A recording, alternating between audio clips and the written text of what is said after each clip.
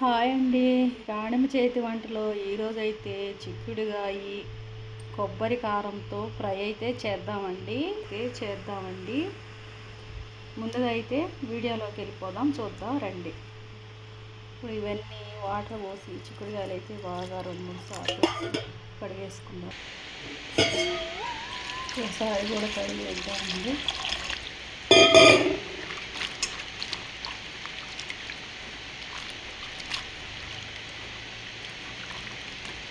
ఇవన్నీ కడిగి గిన్నెలో అయితే వేసేస్తాం.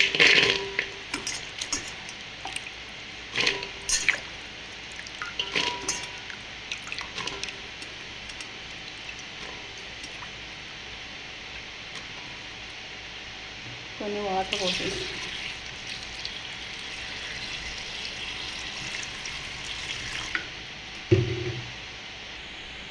వాటర్ అయితే పోసేస్తానండి. ముందుగా స్టవ్ ఆఫ్ చేసుకుందాం.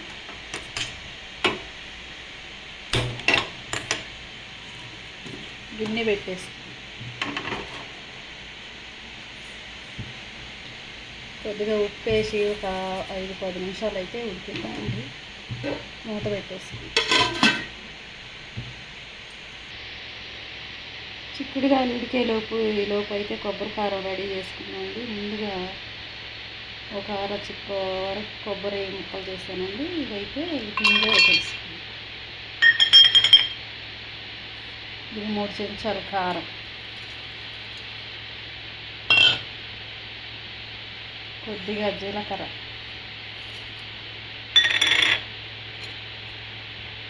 కొద్దిగా ఉప్పు,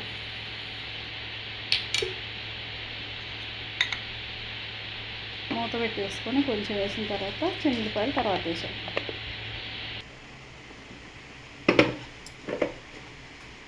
ఇలాంటి పెట్టేసుకున్నామండి. మిక్సీ కొబ్బరి అయితే కొంచెం ఇలా మరిగిందండి. ఇప్పుడు ఎల్లిపాయలు వేసేస్తాం. ఇలా రెడీ చేసుకున్నామండి.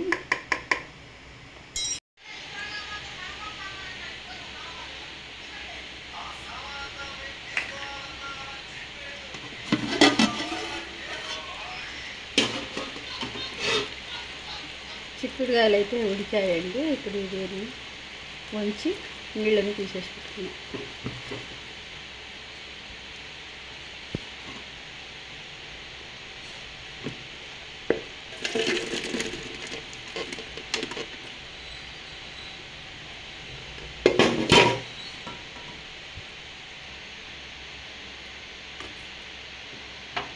అలా అయితే పెట్టేస్తాం.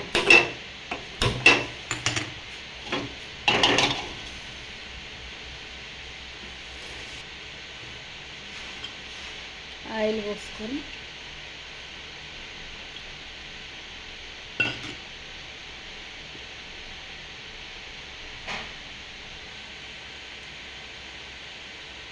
ఆయిల్ అయితే వేడెక్కింది.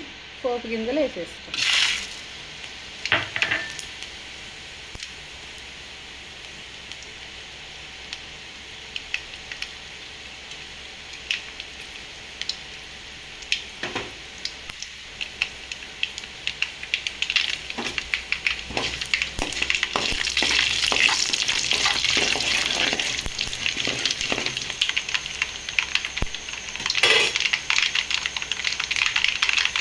ఉల్లిపాయ ముక్కలు వేసేస్తాం.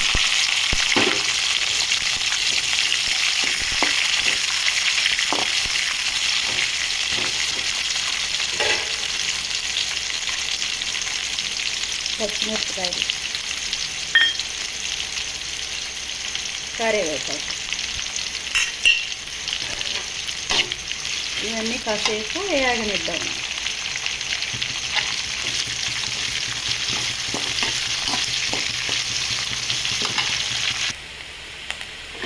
ఇవైతే బాగా వేగినాయండి. ఇప్పుడు చిక్కుడుగాయ ముక్కలు వేసేసుకున్నవి ముందుగానే వడకట్టి పెట్టాను జల్లి గిన్నెలో. ఇందులో వేసేస్తాం.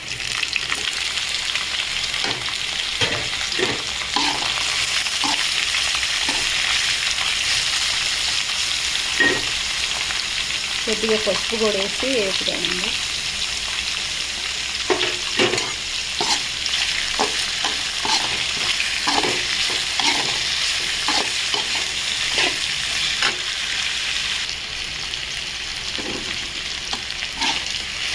చిక్కుడుకాయలో ఉన్న నిమ్మంతా తీసుకునేలాగా ఇలా మొత్తం వేగేసిందండి. ఇప్పుడు బాగా వేగిపోయింది ఇది. వేసి పెట్టుకున్న కొబ్బరి కారం తగినంత తీసి దీనిలో వేసేస్తాం.